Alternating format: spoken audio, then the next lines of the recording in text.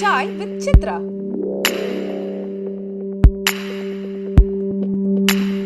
படத்தை பார்த்துட்டு உங்கள் அப்பா என்ன சொன்னார்? சார் அவருக்கு வந்து பெருசாக தெரியாது. அவருக்கு தெரிஞ்சது சினிமான்னா ரஜினி சார், கமல் சார், ஒரு 4-5 பேர், அப்புறம் பாரதி ராஜா சார், இவ்வளோதான் தெரியும் அவருக்கு. அப்போ நம்ம வரோம் இல்லையா சினிமாக்குன்னு இங்கே வந்துட்டோம். ஒரு 1 இயர் ஆகுது. அவர் என்ன நினச்சிக்கிட்டாரு, இவன் சும்மா சென்னையை சுற்றி பார்த்துட்டு ஒரு படித்து முடித்தோடனே ஒரு வருஷம் சும்மா ஜாலியாக அப்படி ஊருக்கு சுற்றி பார்க்கறதுக்கு வந்திருக்கான் போல், தானாக வீட்டுக்கு வந்துடுவான்னு நினைக்கிறாரு. நம்ம 2 மாதத்துக்கு ஒருக்க வீட்டுக்கு வரோம், திரும்ப வீட்டுக்கு போக மாட்டேங்கிறோம், திரும்பவும் சென்னைக்கு வரோம். இப்படி ஒரு வருஷம் போகுது. ஒரு வருஷம் கழித்து ஒரு நாள் என்னை வீட்டிலேருந்து ரயில்வே ஸ்டேஷனில் ட்ரெயின் ஏற்றி விடுறதுக்காண்டி பைக்கில் கூப்பிட்டு போகிறாரு. அப்போ கேட்குறாரு, இல்லை என்ன நீ பாட்டுக்கு போயிட்டே இருக்க, வர போகிற, என்ன கணக்கு அப்படிங்காரு. இல்லைப்பா டேரக்டர் ஆகணும். டேரக்டர் ஆகணும்னா அதான்ப்பா பாக்கியராஜ் சார், பாரதி ராஜா சார், இவங்கள மாதிரிலாம் ஒரு டேரக்டர் ஆகணும். அப்போ ஆவு.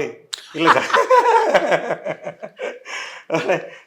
இல்லை சார், இல்லைப்பா அதுக்கு நம்ம நிறைய படம் வேலை பார்க்கணும், கற்றுக்கிட்டு அதுக்கப்புறம் ஆமாம் அப்போ ஆமாம் அதான் கற்றுக்கிட்டு இருக்கல, ஒரு வருஷம் ஆச்சுல்ல, அப்புறம் என்ன, இல்லைப்பா அப்புறம் ப்ரொடியூசர் பிடிக்கணும், ப்ரொடியூசர்னா இல்லை அதப்போ பணம் போடுவாங்கல்ல அப்படின்னு. பணம் போனால் அப்போ சொல்லி நம்மளே பணம் போட்டுருவோம். இல்லைப்பா அது ஒரு 2 கோடி ரூபாய்க்கு செலவாகும். சடக்குன்னு பிரேக் போட்டார். இப்படி திரும்பி பார்த்து பேசவே இல்லை. ரயில்வே ஸ்டேஷன் வரைக்கும் நேராக போனார். போயிட்டு நேராக ரயில்வே ஸ்டேஷன் வாசலில் வண்டி நிப்பாட்டி இல்லை உனக்கு 10 ரூபா கொடுத்தா கருவேப்பிலை கூட வாங்க தெரியாது, 2 கோடி ரூபா உன்னை நம்பி இறந்துருவான் அப்படின்னாரு. உடனே நீ நேராக போயிட்டு பையன் தூக்கிட்டு வீட்டுக்கு வந்துடணுன்னே, இது நமக்கு சரிப்பட்டு வராது அப்படின்னாரு. சரிப்பா அப்படின்னு சொல்லிட்டு கிளம்பி நேராக இங்கே இறங்கினோடனே எப்போ சென்னை வந்துட்டேன், எப்போ வர அப்படிம்பார். உடனே இல்லைப்பா அந்த வந்துடுறேன்ப்பா அப்படிமா. அப்படியே தான் வந்து ஒவ்வொரு தடவை ஊருக்கு வரும்போதும் அது போகுது, காலங்கள் போகுது. நம்ம கூட படித்த பசங்க, அப்புறம் நம்ம சொந்தக்காரங்களில் நம்ம வயசு இருக்கிறவங்க எல்லாத்துக்குமே வந்து அவங்கவுங்க செட்டில் ஆகிட்டே இருப்பாங்க, ஒரு வேலைக்கு சேருவாங்க, அப்புறம் அவங்க அடுத்தடுத்த லெவலுக்கு போவாங்க. நம்ம அப்போது 10 பைசா காசு இல்லாமல் வீட்டுக்கு போவோம், ஒரு 4 நாள் சாப்பிட்டுட்டு வெளியே தெரியாமல் விட்டு வருவோம். அப்போ கொஞ்சம் கொஞ்சமாக அவருக்கு வந்து என்னடா இது தப்பு பண்ணுறான். அப்புறம் நண்பர்கள் வட்டத்தில் எல்லோரும் என்ன சொல்லுவாங்க அப்படின்னா, பையன் என்ன பண்ணுறான் அப்படின்னா, சினிமாவா அது என்ன ரொம்ப கஷ்டமாச்சே, இல்லை கெட்டு போயிடுவான் அப்படி இப்படின்னு சொல்லி எல்லாம் சொல்லுவாங்க. அப்போ அவர் வந்து சொல்லுவார். ஆனால் ஒரு விஷயம் சார், அவன் ஏதோ ஆசைப்படுறான், நாளைக்கு அவன் வந்து நம்ம வாழ்க்கை டைமாக இழுத்துட்டு வந்துட்டோம் அப்படின்னா அதுக்கப்புறம் வந்து ஒரு 2 வருஷம் 3 வருஷம் கழிச்சு நான் அங்கேயே இருந்தால் வந்திருப்பேன், நீங்கள் என்னை இழுத்துட்டு வந்துட்டீங்கன்னு சொல்லிடக்கூடாது. அவன் ஏதோ ஆசைப்படுறான். இப்போ ஹோட்டல் வைக்கும் போதே அதே தான் சார். இந்த ஹோட்டல் லாஸ் ஆயிடுச்சு. நான் இப்போ எங்கள் அப்பாட்ட சொல்கிறேன், எப்பா ஒரு 23 வயசில் ஹோட்டல் வைக்கிறேங்கிறேன், நீங்கள் சொல்லியிருக்கலாம்லப்பா அப்படின்னேப்பா. மொதல் ஒரு தொழில் பண்ணணுன்னு சொல்லுதேன், நான் எப்படி தடங்கல் போடுறது, அது லாஸோ இதோ அது ஒரு பாடம் தானே உனக்கு அப்படின்னு சொல்லி சொன்னாங்க. இப்போ அவர் வந்து ஊர்லேருந்து வரும்போது சார் 20,000 ரூபாய் எடுத்துகிட்டு வந்தோம். நாங்கள் இந்த ஊர்லேருந்து திருநெல்வேலிக்கு பிழைக்கிறதுக்காக 20,000 ரூபாய் எடுத்துகிட்டு வந்தோம். அதுக்கப்புறம் ஃபைனான்ஸ் பண்ணியிருப்போம் இல்லையா, ஃபைனான்ஸ் பண்ணும்போது நிறைய பேர் பைசா எடுத்துகிட்டு ஓடி போயிடுவாங்க, வாங்கின காசு இல்லாமல் போயிடும். அப்போல்லாம் அவர் சொல்கிறது ஒரே விஷயந்தான், நான் கொண்டு வந்தது 20,000 தான், அது என்கிட்ட பத்திரமா இருக்குது, மற்றதெல்லாம் வந்தால் வருது போனால் போகுது அப்படிம்பாரு. திடீர்னு டெய்லி 4 இட்லி சாப்பிட்றவர் நைட்டு பார்த்தா கூட 2 இட்லி சாப்பிடுவாங்க. என்ன இன்றைக்கி என்ன கூட 2 இட்லி, அம்மா ஒருத்தன் ஒரு 1 லட்ச ரூபா எடுத்துகிட்டு ஓடி போயிட்டான்ல, தெம்பு வேண்டாமா அப்படிம்பாரு. அந்த மாதிரியான கேரக்டர். ரொம்ப யதார்த்தமானவர், எதை பற்றி கவலையப்பட மாட்டார். இப்போ நம்மலாம் வந்து தலையில் வந்து தலை நிறைய என்ன தேய்ப்போம் அப்படி பார்ப்பாரு, என்ன அப்படிம்பாரு. இல்லை முடி கொஞ்சம் கழியுது, டென்ஷன் ஆகக்கூடாது, அப்பா முடிய பார்த்தியா அப்படிம்பாரு. ஸோ அந்த மாதிரி ரொம்ப ஜாலியாக ரொம்ப யதார்த்தமாக இருக்கக்கூடிய ஒரு ஆள். ஸோ படம் இப்படிலாம் படம் எடுத்திருப்பான் எதுவுமே தெரியாது. அப்போது தேட்டருக்கு போயிட்டு ஒரு கட்டத்துக்கு மேலே நம்ம ஜாதகத்தெல்லாம் எடுத்துகிட்டு போவார். ஒவ்வொரு இடத்துக்காக போய் என்ன இவன் சொன்னாலும் வரமாட்டேங்கிறான், என்ன தான் பண்ணுவான் அப்படின்னு சொல்லி ஒவ்வொரு இடமா பார்ப்பார். அப்போது ஒரு ஜாதகக்கார் பார்த்துட்டு, இல்லை இது ரொம்ப நல்ல ஜாதகம், இவன் ரொம்ப பெரிய ஆளாக வருவான், இவனுக்கு வந்து ஒரு பெரிய ஃப்யூச்சர் இருக்குது, அப்படி வந்துச்சுன்னா நீங்கள் என்னை தேடி வந்து எனக்கு வேட்டி சட்டெல்லாம் எடுத்து தரணும் அப்படின்னோடனே இவருக்கு ஒரே சந்தோஷம். என்னடா இப்படி சொல்லிட்டானே அப்படின்னு சொல்லிட்டு வீட்டில் வந்து உட்காந்துட்டு ஒருத்தர் போய் பார்த்தேன், பையனை ரொம்ப நல்லா வருவான்னு சொல்லிட்டான் அப்படிங்கும்போது நான் அவருக்கு ஃபோன் அடிக்கிறேன். ஃபோன் அடிச்சுருந்தா அவனே அடிச்சிட்டான்ப்பா அப்படின்னு சொல்லிட்டு, சொல்லுப்பா உனக்கு 100 ஆயுசு அப்படிங்காரு. உடனே என்ன விஷயப்பா அப்படிங்காரு. இல்லைப்பா செலவுக்கு ரூபா இல்லை, ஒரு 1000 ரூபா போட்டுவிட்டீங்கன்னா. அப்படியாப்பா, சரிப்பா அப்படின்னு வச்சுட்டு இவன் எங்கே வளர்க்க போகிறான் அப்படின்னு அந்த மாதிரி இருப்பார். ஸோ இவர் இப்போ தேட்டரில் போய் படம் பார்க்கும்போது, அப்பா போய் பார்க்கும்போது வெளியில் வந்தோடனே ஃபஸ்ட்டு அம்மா பேசிச்சு ரொம்ப எமோஷ்னலாக. ரொம்ப நல்லா பண்ணியிருக்கப்பா. அம்மாவோட விஷயம் என்னென்னா ஒரே அசிங்கம் இல்லை படத்தில். ஒரு ஒரு ஒரு ஒரு ஒரு ஒரு அந்த மாதிரியான விஷயங்கள் எதுவுமே இல்லை. ரொம்ப நல்லா பண்ணியிருக்க, ரொம்ப நல்லப்பா அப்படின்னு எங்கள் அப்பா வாங்கினார். எப்பா நீ பெரியாள்ப்பா, நீ பெரியாள் அப்படின்ட்டு போட வச்சாங்க. அதுதான் அப்பாவோட பாராட்டு. நல்ல பாராட்டு. ஒரு நல்ல வெற்றி படத்தை கொடுத்ததுக்கு அப்புறமும் இந்த திரையுலகத்தில் வந்து திரும்பவும் பயணிக்கிறது மிகப்பெரிய சவாலாக இருக்குன்னு நினைக்கிறீங்களா? கண்டிப்பாங்க சார், கண்டிப்பாக. பாக்யராஜ் சார் ஒரு நாள் பேசும்போது சொன்னார், எல்லா படத்தையுமே படம் மாதிரி நினச்சி பண்ணேன். எல்லா படமும் படம் தான். ஒன்றும் இல்லைங்க சார். இப்போ நம்ம அயோத்தி பண்ணியிருக்கோம். அயோத்தி வந்து ஹிட் ஆயிடுச்சு, எல்லோரும் பாராட்டிட்டாங்க. அதுக்காகவே அடுத்த படத்தையும் பாராட்டுவாங்கன்னு இல்லை. அதுக்கும் அவ்வளோ பெரிய உழைப்பு போடணும், அதுக்கும் அதே மாதிரி உழைக்கணும், அதே மாதிரி அவ்வளோ வேலை பார்க்கணும், அவ்வளோ சின்சியராக இருக்கணும். அதை செஞ்சால் மட்டும்தான் அடுத்த படத்துக்குமே ரிசல்ட்டு கிடைக்கும். சும்மா எல்லோரும் ஃபோன் பண்ணி ரொம்ப நல்லா இருக்குப்பா, பயங்கரமாக பண்ணிட்டேன், அது பண்ணிட்டேன், இது பண்ணிட்டேன். தெரியல சார், ஒரு ஜெயிச்சாச்சுன்னா ஒரு தானாக ஒரு கூட்டம் வரும், இது பண்ணுவாங்க. ஆனால் ஒரு பெரிய பயம்தான் இருக்குது. ஸோ அடுத்தடுத்து இதை தக்க வச்சுக்கணும். இப்போ அயோத்தி பார்த்துட்டு வெளியில் வரும்போது அவ்வளோ தூரம் அழுதுகிட்டே வராங்க இல்லைங்களா? அது பார்த்துட்டு எனக்கு அது ஒரு இது இது எனக்கு வேணும்னு மாதிரியான ஃபீல் ஆயிடுச்சு. முடிஞ்ச அளவுக்கு எல்லா படத்துக்கும் எவ்வளோ தூரம் இதே அளவு உண்மை, எதையுமே தலையில் ஏற்றிக்காமல் என்ன பண்ணணுமோ அதை தான் பண்ணணும் அப்படிங்கிறதான் போயிட்டுருக்கு சார். அயோத்தியனுடைய வெற்றியெல்லாம் நீங்கள் வேறு யாருக்காவது ட்ரிபியூட் பண்ணணும்னு நினைக்கிறீங்களா? யாருக்காவது எங்கள் அம்மா அப்பாவுக்கு தான். இப்போ எல்லாருமே சொல்கிறாங்க இல்லையா, ஒரு இந்த படம் வந்து இவ்வளோ எமோஷ்னல் இருக்குது. இப்போ சமீபத்தில் வந்து இப்படி எல்லா சீனும் இவ்வளோ எமோஷ்னலாக ஹேண்டில் பண்ணி ஒன்று பண்ண முடியல, அது இது எப்படி பண்ணீங்கிறதா பிரதானமாக கேட்குறது. அது ஒன்றுமே இல்லைங்க சார். எங்கள் அம்மா அப்பா எனக்கு போட்ட பிச்சை, வளர்ந்த விதம் ஒரு ஒரு மிடில் கிளாஸ் ஃபேமிலி தான். ஆனால் ஒரு ராஜா வீட்டில் ஒரு பையன் எப்படி வளருவானோ அப்படி தான் அப்பா அம்மா என்னை வளர்த்தாங்க.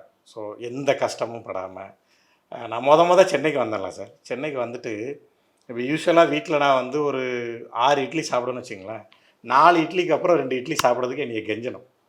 என்னை ஒரு 10 நிமிஷம் கெஞ்சினா தான் நான் 2 இட்லி சாப்பிடுவேன். இப்படி தான் நான் பழகிருக்கேன். இப்போ சென்னைக்கு வரேன். சென்னைக்கு வந்தவொடனே என்ன வேணும்? இட்லி. 4 இட்லி வச்சாச்சு, சாப்பிட்டாச்சு. அப்புறம் போதும் அவனே போயிட்டான். என்ன இவன் என்னை கெஞ்சவே இல்லை, கெஞ்சினா தானே நான் 2 இட்லி சாப்பிடுவேன். இந்த இந்த அளவுக்கு நான் ரொம்ப செல்லமாக ஒரு காலேஜ் முடிக்கிற வரைக்குமே நான் வீட்டை விட்டே வெளியவே விட மாட்டேன். காலையில் ஸ்கூல் போனால் அடுத்த ஒரு 1 ஹவர் வீடு. ரொம்ப பொத்தி பொத்தி தான் வளர்த்தேன். நானாக தான் எப்படா வெளியே வர்றதுன்னு தெரியாமல் சண்டை போட்டு அதை இதை பண்ணி வெளியே வந்தது. ஸோ அப்பா அம்மாவுக்கு தான் இந்த ஒரு ஒரு இந்த எமோஷ்னலாக நமக்கு கொடுத்தாங்க இல்லையா. ஸோ அது அப்புறம் என்னோடய குருநாதர் பாலாஜி யாதவ் சார், அவர் இப்போ உயிரோடு இல்லை. இருந்தாருன்னா ரொம்ப சந்தோஷப்படுவார். அவருக்கு சினிமாவை தொடரணும்னு பெரிய ஆசை. அவரோட அசிஸ்டண்ட்டாக நான் எங்கே போனாலும், நான் 3 படங்கள் வேலை பார்த்தேன். எனக்கு வேலை தெரியும், அதனால் கூப்பிட்டாங்க. ஆனால் எனக்கு எதுவுமே தெரியாமல் வந்து எனக்கு என்னை கூப்பிட்டு, நான் யாருன்னே இல்லை, நான் ஹீரோவாக இருக்கும்போது என்னை கூப்பிட்டு ஒரு 1 இயரில் எல்லாத்தையும் சொல்லி கொடுத்து என்னை இது பண்ணது பாலாஜி யாதவ் சார் தான். ஸோ நான் எல்லா இடத்துலையும் சொல்லுவேன், அவர் தான் என்னோடய குருநாதர் அப்படின்னு சொல்லுவேன். இவங்க தான் சார். மந்திரமூர்த்தியுடைய நண்பர்கள் யார் யார்? சினிமாவுக்கு வந்த புதுசில் என்னோடய தம்பிகள் அப்படின்னு சொல்லிட்டு நமக்கு ஒரு டீம் சேரும் இல்லைங்களா. கிட்டத்தட்ட ஒரு 12 வருஷமாக இப்போ வரைக்கும் அவ்வளோதான். இப்போ ஜெயிச்சதுக்கு அப்புறமும் இல்லை கஷ்டப்பட்டுட்டு இருக்க காலத்துலேயும் ஒன்றும் இல்லை, அவங்கள எல்லாருமே இப்போ படம் ட்ரை பண்ணிகிட்ருக்காங்க. நான் ஃபஸ்ட்டு படம் பண்ணிட்டேன், அவங்க எல்லாம் என்கிட்ட வந்து வேலை பார்த்தாங்க. இதே அவங்க ஃபஸ்ட்டு படம் பண்ணியிருந்தால் நான் அங்கே போய் வேலை பார்த்துருப்பேன். ஸோ அந்த மாதிரி என்னோடய கோ டைரக்டர் இருக்கான், ஸ்ரீதர் தண்டபாணின்னு பேர். எனக்கு ஒரு தம்பி மாதிரி கூடயே தான் இருப்பான். என்னோடய அயோத்தியோட வெற்றிக்கு ஒரு பெரிய காரணம் கருவேல் ராஜ். இப்போ சுரேஷ் காமாட்சி சார்கிட்ட கமிட்டாக இருக்க அப்படி பெரிய டேலண்டான சத்யராஜ், மணிகண்ட ராஜா, யஷ்வந்த் தியாகி, ஹிந்தி நம்ம படத்தில் ஹிந்தி அவ்வளோ பர்ஃபெக்டாக இருக்கு இல்லையா, அதுக்கு உட்காந்து ஒர்க் பண்ணது. செந்தில்னு ஒரு தம்பி. ஸோ இவங்க எல்லோரும் தான் நம்ம நண்பர்கள். அதே தான் நம்ம அப்படியே தான், வேறு யார் கூட புதுசாக சேரவே இல்லை. முதல் படத்தினுடைய வெற்றிக்கு பின்னாலேயும் உங்களுடைய அடுத்த படத்துக்கு ஏன் இவ்வளோ பெரிய இடைவெளி? சார், 2வது என்ன பண்ணணுங்கிறதுல ஒரு பெரிய சந்தேகம் ஆயிடுச்சு. ஃபஸ்ட்டு படம் பண்ணோம். ஃபஸ்ட்டு படம் பண்ணதுக்கப்புறம் நான் அடுத்தடுத்து பண்ணலாம் அப்படின்னு ரிலீஸுக்கு முன்னாடி சில லைனப் வச்சுருந்தேன். ஸோ இந்த படத்தோட ரிசல்ட்டுக்கு அப்புறம் நம்ம என்ன பண்ணுறோம் அப்படின்னா, ஒரு 3-4 மந்த்ஸு வெயிட் பண்ணுறேன். வெயிட் பண்ணி என்ன மாதிரியான படங்கள் பண்ணலாம், அடுத்து நம்ம என்ன பண்ணினா சரியாக இருக்கும், நமக்கு எது நல்லா வருது எல்லாத்தையும் பார்க்குறோம் அப்படிங்கிறதுக்காக நானே ஒரு 6 மந்த்துக்கிட்ட எடுத்துகிட்டு அதுக்கப்புறம் நான் மறுபடியும் கதைகள் தேட ஆரம்பித்தேன். இங்கே இருக்கிற நிறைய ரைட்டர்ஸ் மீட் பண்ணேன், நானும் நிறைய தேடி இது பண்ணேன். ஸோ அப்படி தேடும்போது எனக்கு ஒரு கதை கிடச்சிது. ஸோ இதை ரெண்டாவதாக பண்ணால் ரொம்ப நல்லா இருக்கும்னு தோணுச்சு. இப்போ அதுதான் போயிட்டுருக்கு. ஸோ அந்த டைம் எடுத்துக்கிட்டது என்னென்னா, கொஞ்சம் பார்த்து 2வது படம் ரொம்ப முக்கியம். ஃபஸ்ட்டு படம் ஜெயிச்சிட்டான், ஓகே, எல்லாம் அவன்கிட்ட இருக்க எல்லா பொட்டன்ஷியலையும் போட்டு ஒன்று பண்ணியிருப்பான். இப்போ 2வது என்ன பண்ணுறான்னு பார்ப்போன்னு ஒன்று இருக்கு இல்லைங்களா? ஸோ அதை நிதானமாக, ஸோ அடுத்தடுத்து ஃபாஸ்ட்டாக இப்போ இந்த படம் போகும்போதே அடுத்தடுத்து பிளான் பண்ணிடுவேன். பட் 2வது படம் கொஞ்சம் டைம் எடுத்து கரெக்டாக பண்ணணும், நம்மளால் முடிஞ்ச உழைப்பை போட்டுறணும் அப்படிங்கிறது தான். இந்த துறையில் மந்திரமூர்த்திக்கு எப்படிப்பட்ட இயக்குனராக இருக்கணும்னு ஆசை? அது இப்போ ஒரு பக்கம் பார்த்தீங்கன்னா நீங்கள் அந்த மாதிரி வித்தியாசமான படங்களை தர இயக்குனர், இன்னொரு பக்கம் கமர்ஷியலாக மிகப்பெரிய வெற்றி தரவங்க. இதில் எந்த பாதையில் பயணிக்கணும்னு நினைக்கிறேன்? சார், எனக்கு 2மே பண்ணணும்னு ரொம்ப ஆசை.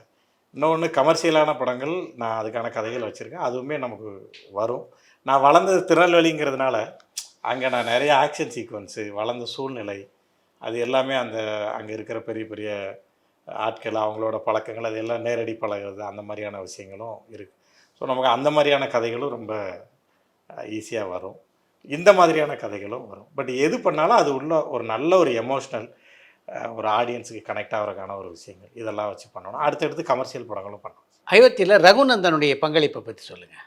அதான் மியூசிக் டைரக்டராக ஃபஸ்ட்டு யார் அப்படின்னு சொல்லிட்டு நம்ம டிசைட் பண்ணுறோம். அப்போ இப்போ சில பல ஆட்கள்லாம் பார்க்கும், இந்த படத்தோட பட்ஜெட்டுன்னு ஒன்று இருக்குது. ஸோ அதுக்கு தகுந்தாப்புலேயே போகணும் அப்படின்னு சொல்லி ஒன்று ஒன்றா தேடிக்கிட்டே இருக்கோம். அமையவே மாட்டேங்குது. அப்போ தான் ரகுநந்தன் சாரோட அந்த லிஸ்ட் எடுக்கும்போது ரகுநந்தன் சார் வராங்க. வந்தால் இதுக்கு முன்னாடி அவர் என்ன பண்ணியிருக்காருன்னு பார்த்தா, தென்மேற்கு பருவக்காற்று, நீர்ப்பறவை, சுந்தரபாண்டியன், மதையான கூட்டம், இதெல்லாம் பண்ணியிருக்காங்க. ஸோ அப்போ எமோஷ்னல் படங்கள், ஒரு நேட்டிவிட்டி சார்ந்த படங்களுக்கு அவர் மியூசிக் பண்ணுறாரு. அப்புறம் மேக்ஸிமம் பாட்டை ஹிட் பண்ணிடுவார். ஆமாம். ஸோ இந்த விஷயங்கள் இருக்குது. ஆனால் சமீபத்தில் அவருக்கு எந்த இதுவுமே இல்லை. அப்போ அவரோட கான்டாக்ட் பிடிச்சி, இந்த மாதிரி ஒரு படம் பண்ணுறோம் சார் அப்படின்னோடனே நம்ம ஆஃபீஸ்க்கே வந்தார், ட்ரேடண்ட்டுக்கே வந்தார். வந்துட்டு கதை கேட்டார். கதை கேட்டு ரொம்ப நல்லா இருக்குது அப்படின்னு சொல்லி தான் கமிட் ஆனாங்க. ரகுநந்தன் சார்கிட்ட என்ன ஸ்பெஷல்னா, அவரும் அதே தான் சார், 24 hours அவைலபிள். ஒரு அவரை பிடிக்க முடியலன்னு இருக்கவே இருக்காது. ஸோ எப்போ வந்துமே கூப்பிட்டா ரெடியாக இருப்பார். ஸோ அது ஒன்று இருக்குது. அப்புறம் இந்த காற்றோடு பட்டம் போலன்னு ஒரு பாட்டு, அந்த பாட்டு நான் ஃபஸ்ட்டு என்னவா சொல்கிறேன் அப்படின்னா, ரொம்ப சோகமாக ஒரு சாங் கேட்குறேன். ஒரு ரெஃபரன்ஸ் எல்லாமே இந்த மாதிரி இருக்கணும், ரொம்ப சோகமாக இருக்கணும் அப்படின்னு சொல்லிட்டு ஒன்று ஒன்றா சொல்லிகிட்டே இருக்கேன். இப்போ ஒரு இடத்துல அவர் தான் சொல்கிறாரு, ஐயா இந்த இடம் படமே ஆல்ரெடி ரொம்ப எமோஷ்னலாக போயிட்டுருக்கு. ஸோ இந்த இடத்துல நீங்கள் ரொம்ப சோகம் போட்டிங்கன்னா படம் கீழே இறங்குறதுக்கு வாய்ப்பு இருக்குது. ஸோ இது நீங்கள் 6/8 தான், அவர் 6/8ங்கிறார், 6/8 தான் ஒன்று பண்ணணும், அப்படி பண்ணாதீங்க நல்லாயிருக்கும் அப்படின்னு சொல்லிட்டு தான் அவர் ஒரு டியூன் கொடுக்குறாரு. ஸோ அந்த டியூன் ஒன்று ஒன்றா கொடுக்கும்போது தான் அதில் காற்றோடு பட்டம் போல் 4-5 டியூன் கொடுத்தாரு. அதை நான் உட்காந்து கேட்டுக்கிட்டே இருப்பேன். கேட்டுகிட்டே இருக்கும்போது காற்றோடு பட்டம் போல் எனக்கு நல்லா இருந்துச்சு. நல்லா இருந்தோடனே, ஐயா இதை நம்ம எடுத்து ஒர்க் பண்ணலாமா அப்படின்னு. ரகுநந்தன் சார்கிட்ட என்ன ஒரு இதுன்னா, பாட்டு ரெடி ஆனதுக்கப்புறம் நல்லா இல்லைன்னா திரும்ப பண்ணலாம், எல்லாம் பண்ணிடுவோம், எல்லாம் ஒர்க் பண்ணுவோம், அதுக்கப்புறம் நல்லா இல்லைன்னா சார் இது வேணாம் அப்படின்னா, அப்படியா வாங்க இன்னும் ஒன்று பண்ணலாம் அப்படின்னு சொல்லி அது ஒன்று அவர்கிட்ட பெரிய ப்ளஸ். அதே மாதிரி ஆர்ஆரும் என்னென்னா, நம்மளை ரீரெக்கார்டிங்கில் நம்மளை பயங்கரமாக நம்புவார். இந்த படத்தை பொறுத்த வரைக்கும் நீங்கள் அந்த படம் ஃபுல்லாக பாருங்கள், ஒரு வீணை இருந்துக்கிட்டே இருக்கும். ஸோ அந்த படம் ஒரு டிவைன் ஃபீல் அந்த அம்மாவுக்கு கொடுக்கணும், இந்த படத்தில் நம்ம பிரதானமாக வீணை வச்சுக்கலாம் சார் அப்படின்னோடனே எல்லா சீனும் எல்லா இன்ஸ்ட்ருமெண்ட்லையும் எடுத்துருவோம். ஒரு சீனை ஃப்ளூட்டில் எடுத்துருவோம், சோலோ வயலின் எடுப்போம், கிட்டார் எடுப்போம், அதுக்கப்புறம் வீணை எடுத்துருவோம். அப்புறம் அதை அதில் ஃபிட் பண்ணி பார்ப்போம், எந்த மியூசிக்கு இந்த இடம் உட்காருதுன்னு பார்த்து பார்த்து பார்த்து அப்படி எத்தனை தடவை திருத்தினாலும் அத்தனை தடவையும் அவர் திருத்துவார். ஸோ அந்த மாதிரி தான் காற்றோடு பட்டம் போல் பாட்டு அமைஞ்சுது.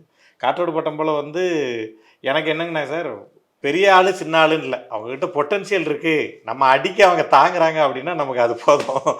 அப்படி தான் சாரதின்னு சொல்லிட்டு ஒருத்தர் வந்தார், ஒரு பாடலாசிரியர். அவரை கூப்பிட்டு நம்ம கொடுத்தோம். கிட்டத்தட்ட ஒரு புத்தகம் போடலாம், அவ்வளோ எழுதி கொடுத்தாரு உங்களுக்கு. ஆமாம், ஒரு 2-3 மாதம் கேப் இருந்துச்சு. தினமும் காலையில் உட்காந்தோன்னா இப்படி தான், இப்படி டிஸ்கஸ் பண்ணி வந்துக்கிட்டே இருக்கும். உட்காந்து அவ்வளோ எழுதி அது உள்ளே இருந்து அப்படியே லிரிக்கான அவ்வளோ ஈஸியாக சாட்டிஸ்ஃபேக்ஷன் ஆக மாட்டேன், கேட்டுக்கிட்டே இருக்கிறது.